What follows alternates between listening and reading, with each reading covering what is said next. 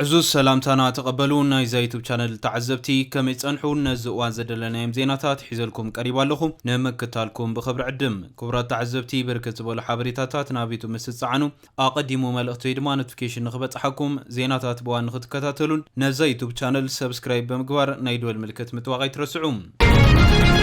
اتاني موداتا غيزي تباهيلا زتسميت لوم قدم امريكان ايرانن زكايدو زررب سلام نمسلات كلتين هاجرات تزايتيتنا باكستان اسلام آباد لإخاني ركبالوام نزو سيعبو قدما منستر باكستان نملا حزب عالم بزبل ابز حلفو مغلطي ملا حزب عالم بصولت ابغوننا يخون اززتا ناي مصنات وي دما ناي مقصال كونتات زوج وي دما زرد بمخانو حزب عالم بملؤ بصولت ابغوننا نخاون نحاتتي لمالو اب ازيا حادغنيان وسانيتن معالتي نركب كبلون تزاريبو مالو ناي باكستان قدما منستر مغلص بزملكت بزرزر زسمعكم حبريتا كليوم بتخالي وغن كبرات سمعتي نا ايران تزاتيت اكلات لومنا باكستان اسلام آباد زمرحت نفاريت بحيلا اير باكستان تعجيبا زبصحت كوينم كابز بزحلفم اوشتي اتا نفاريت كابتوم تزاتيت بتوسخي امريكا او ابيات تمرتي ايران بزفصمتو متقعتي نايز تقتلو صاونتي سئلي ابنايتا نفاريت ومبرات تقميطوم ترايم مالوم از بزملكتون وكلتي ايران تزاربو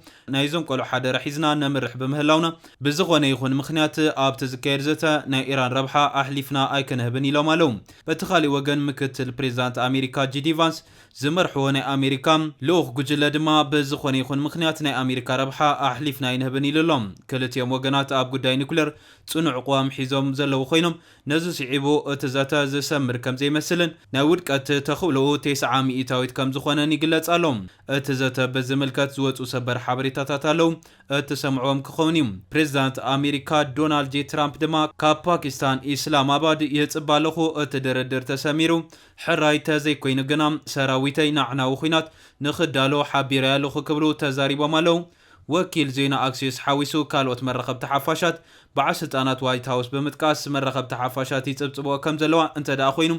ترامب بهصوز كاب زخوينات كوت يدليوم غندم ما غداي نيوكليرن هرمزن اوتري اتيوم يركب بزبل انا صبصبا يركبالوام زرزر حبريتاتاتنهم حابيرنا نكتاتلم بفلمان عالم تثبيت جبرلوم باشماغالنت باكستان زكايد نا امريكان ايرانن زررب سلام نناي عالم سلام وسان كم زخونم باكستان افليت علم قدما منستر باكستان شيباز شريف لوم نملا حزب عالم بزبل ابزابو مغلطي اززت سلام ناي منبار وي دما ناي مصنات وسان معراف كم زخونه افليت امريكا بالوم قدما منستر شيباز شريف اززت وصيتاو نخون ماليا زيبلوم هيوتات نمدحان عالم سلام نخترن ملا حزبات عالم بصولت ابغوننا دبلو إيلومالو بموساخ دمان ناي ترامب ناي قربا مشارخت زخونو ازاز سراويت باكستان فيلد مارشال آسيم مورني كم اون منستر قدات وصاي عشاق دارن ناي تقوينات حاون مدفع نزكايد وصعرتات نيدوم يركبالوم بتخالي وغن وكيل زينا تاسنيم كم زصبصبم ناي ايران تزاتي تجوجل الاخات ازيو سفيحن 71 ابالات زحقفه جوجليم ناب اسلام آباد لي خزلو كبلو غاليصوم يركبالوم ازو جوجلك اند تزاتي تاكالاتن كيلاتات تكنيكن ابالات صتتان زحقفه يون تبايللوم نتلوخ جوجل بقند زمرحو افانيا بارلاما ايران محمد باقر غاليبافي كم زخونو زتصبصب خوينو منستر قدات وصاي عباس عراقچي حلاف مداي بوليتيكا عبد الناصر حمتي مداي ايكونومي زمرحو علي اخبار احمد يادن وتادراو دما اسماعيل باقر ناي حق قدات بممرح اب تزررب سلام كساتف يوم تبايللوم وكيل زينا مهر كم زصبصبو انتدا اخوينو نا ايران تزاتي تاكلات نا باكستان اسلام آباد زمرحو بحيل اير باكستان تعجبهم تقعز ابز نبرت نفاريت ابزحا ومبرات بتخوينات نايزي تقتلو هصاون تسالي تسريعو كم ترايون تصبصيبلوم منستر قدات وصا ايران عباس عراقچي ابناي تيليجرام قصوم كم زرغحوم از سالي تخوينات مستولعم افلماي معالتي اب حدا بيت تمرتي بامريكا بزتفصم متقعتي زتقتلو هصاون تقولعون ناي بيت تمرت بورسان سالتات تسريعو ابتا نفاريت رم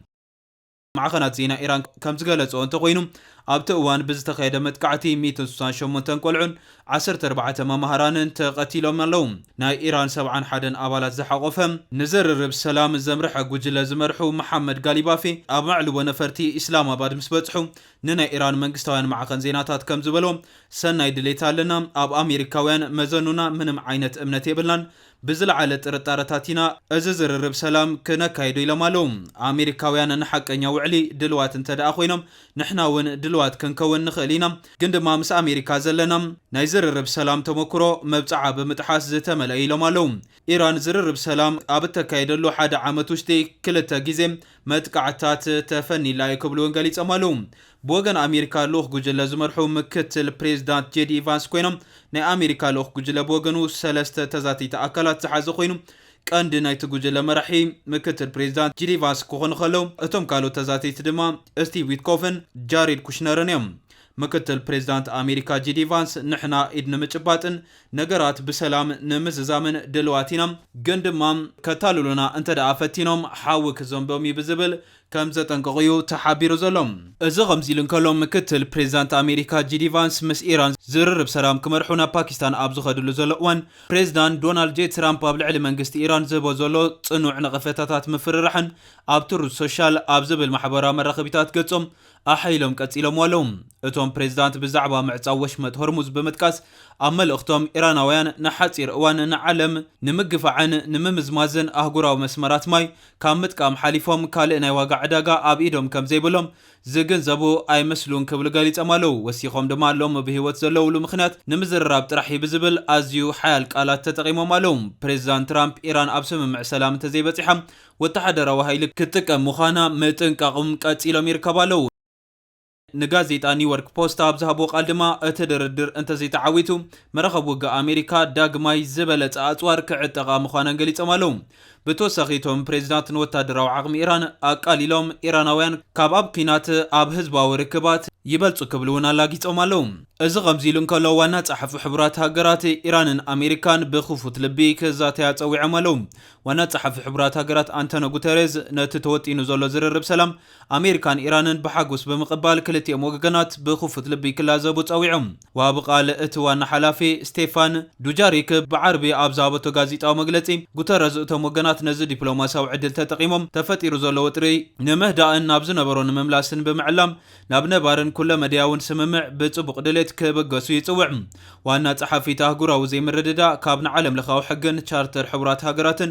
ተማእዚንካ ብሰላማዊ ዘተ ምፍታሕ ወፃኢ ካልእ ኣማራፂ ከም ዘየልቦ ደጊሙ ይገልጽ ክትብል ዱጃሪክ ኣስሚራትሉላ። ውልቃዊ ልኡኽ ጉተሬዝ እውን ዲፕሎማሲያዊ ጻዕርታት ንምድጋፍ ኣብቲ ዞባ ከም ዘሎ ወሲኻ ገሊጻ ትርከባላ። እዚ ከምዚ ኢሉ እንከሎ ክቡራት ተዓዘብቲ ናብቲ ካሊእ ዜና ምስ ንሰግር ኣብ ኤርትራ ዝበፅሐ ፍሉይ ወኪል ቻይና ምስ ፕሬዚዳንት ኢሳያስ ኣፍወርቂ ተረኺቡ ሰፊሕ ዘተታት ከም ዘካየደ ተገሊጹሎም። ፍሉይ ወኪል ቻይና ኣብ ቀርኒ ኣፍሪካ ኣብ ኤርትራ ብምብፃሕ ምስ መራሕቲ እቲ ሃገር ተዘራሪቡሎም። ናብ ርእሰ ከተማ ኣስመራ ዝኣተወ ሁቻንጉቹን ምስ ፕሬዚዳንት ኢሳያስ ኣፍወርቂ ተረኺቡ። ሚኒስትሪ ዜና ኤርትራ ከም ዝበሎ ተራ ቻይና ኣብ ዓለም ለኻውን ዘባውን ጉዳያት ክዓቢ ከም ዘለዎ ፕሬዚዳንት ኢሳያስ ኣፍወርቂ ነቲ ቻይናዊ ዲፕሎማሰኛ ገሊጹሉ ክብል ኣፍሊጡሎም። ኣብቲ እናገደደ ዝኸይድ ህውከት ዘይመረግጋእን ዝርከበሉ እዋን ግደ ቻይና ኣብ ዝተፈላለዩ ዓለማውን ዘባውን ጉዳያት ዝለዓለ ክኸውን ዝግባእ እዩ ከም ዝበለ ሚኒስትሪ የማነ ገብረ መስቀል ጠቂሱ ይርከባሉ። ምስ ኤርትራ ዘለዎም ክልቲኣዊ ሸርክነት ኣካል ናይቲ ኣብ መላእ ቀርኒ ኣፍሪካ ሓበራዊ ሰላምን ምርግጋእን ናይ ምድንፋዕ ስትራቴጂ ልምዓት ምዃኑ እውን ኣምባሳደር ቻንግቹን ከም ዝተዘረቡን እቲ ብወገን ኣስመራ ዝወፀ ሓበሬታ የመላኽት። ሚኒስትሪ ጉዳያት ወፃኢ ኤርትራ ዑስማን ሳላሕ እውን ኣብቲ ኣብ ኣስመራ ዝተኻየደ ርክብ ተሳቲፉ ነይሩ። እቲ ምብፃሕ ኣብቲ ዞባ ብፍላይ ድማ ኣብ መንጎ ኤርትራን ኢትዮጵያን ወጥሪ ሰፊኑሎ ኣብ ዘሎ እዋን እዩ ናብቲ ዞባ ኣትዩ ዘሎ። ፕሬዚዳንት ኢሳያስ ኣፍወርቂ ዓበይቲ ሃገራት ኣብ ቀርኒ ኣፍሪካ ወከልቲ ምውፋርን ኣድላይነት ከም ዘይብሉ ክነቅፍ ፀኒሑ። ኣብ ሕዳር 2025 ኣብ ግብፂ ኣብ ዘካየዱ ቃለ መሕትት ብሰበብ ምፍታሕ እዚ ሽግራት ዝኣቱ በብእዋኑ ፍሉይ ልኡኽ እናተባህለ ዝስደዱ ዲፕሎማሰኛታት ዓቐኑ ዝሓለፎ ተገዳስነት ኣብዚ ዞባን ነቲ ኩነታት መመሊሱ ይሓልኮን ዘይፍታሕ ይገብሮን ከም ዘሎ ገሊጹ ነይሩ። ኣብ ዝኾነ ይኹን ውድብ ዓብዪ ይኹን ንእሽቶ ዘባዊ ይኹን ዓለም ለኻዊ ሓይሊ ዝኾነ ይኹን ምትእትታው ዝሓትት የለን። እንተኾነ እዚ ከምዚ ዝበለ ጉዳይ ንኣዝዩ ነዊሕ ግዜ ንልዕሊ 80 ዓመት ክቕፅል ዝፀንሐ ኮይኑ ኣብ ነፍሲ ወከፍ ሃገር ኣብ ነፍሲ ወከፍ ብሔር ዘሎ ውሽጣውን ከባብያውን ኩነታት ከሓላልኹ እንተዘይኮይኑ ጣልቃ ከኣትዉ ካብኦም ዝድላ ኣይኮነን ኢሉ። ምትሕልላኽ እዞም ጉዳያት ግዳማዊ ምትእትታው ዝፈጠረ እዩ። ዝኾነ ኣካል ልኡኻት ክመፁ ዝሓትት የለን። ኣብዚ ዞባ ንዘጋጥም ፀገማትን በዓላቶም ሰብ ጉዳይ ክፈትሕዎ ከም ዝግባይ ገሊጹ። ናይ ደገ ልኡኻት ከም ኣማራፂ ኣብ ዝውሰድሉ እዩ ነገራት ዝያዳ ዝተሓላለኹን ንኽፍትሑ ዝያዳ ግዜ ዝወስዱን ብምባል እዩ ፕሬዝዳንት ኢሳያስ አፈወርቂ አትሪሩ ክምጉት ተሰሚዑ ሁቻንጉቹን አብዝ ሓለፈ ወርሒ ተሓሳስ ናብ ዓዲ ሃለው ብምኻድ ምስ ፕሬዝዳንት ኢሳያስ አፈወርቂ ተራኺቡ መንባር እውን ይዝከር ሽዑውን ቤጂንግ ኣብ ዞባ ቀርኒ አፍሪካ ንዘሎ ግጭታት ኣብ ምፍታሕ ኣወንታዊ ኣበርክቶ ክትገብር ከም እትኽእል እዩ ፕሬዝዳንት ኢሳያስ አፈወርቂ ነቲ ፍሉይ ልኡኽ ሚኒስትር ጉዳያት ወፃኢ ቻይና ገሊጹሉ ነይሩ እቲ ቻይናዊ ዲፕሎማሰኛ ክልቲያዊ ምክብባር ንላዕላውነት ግዛኣታዊ ሓድነት ኣብ ምኽባር ዝምርኮስ ምዃኑ ከም ዝተዘረበውን እቲ ጸብጻብ ይጠቅስ እቲ ንፈለማ እዋን ፖለቲካዊ ወታደራዊ ትምህርትን ኣብ ቻይና ዝወሰደ ፕሬዝዳንት ኢሳያስ አፈወርቂ ብተዛማዲ ምስ ቤጂንግ ዝሓሸ ዲፕሎማሲያዊ ዝምድና ከም ዝበፅሐ ይፍለጥ ንዕብየት ቻይና ዘለዎ ሰናይ ትምሊት ብምግላጽን ነቲ ኣብ ልዕሊኣ ዝካየድ ናይ ምድራት ተጻብኦታት ዘለዎ ተቃውሞ ብቑልዕ ክዛረቡን ይስማዕ መንግስታዊ ኩባንያታት ቻይና ኣብ ዕዳና ኤርትራ ዝዓበየ ተራ ከም ዘለወን ይፍለጥ ቤጂንግ እውን ንብዙሓት ኤርትራውያን ተምሃሮም ናይ ማህደረ ትምህርቲ ዕድላት ብምሃብ ምስ ኣስመራ ዘለዋ ዝምድናታት ንምትራር ፈተናታት ከተካይድ መጽንሓ እውን ይፍለጥ እምባርከስ ክቡራት ተዓዘብቲ ነዚ እዋን ዘደልናይ ሓበሬታ ዝመስል ነይሩ ብኻሊእ ዜና ክስካብ ንራኸብ ሰላም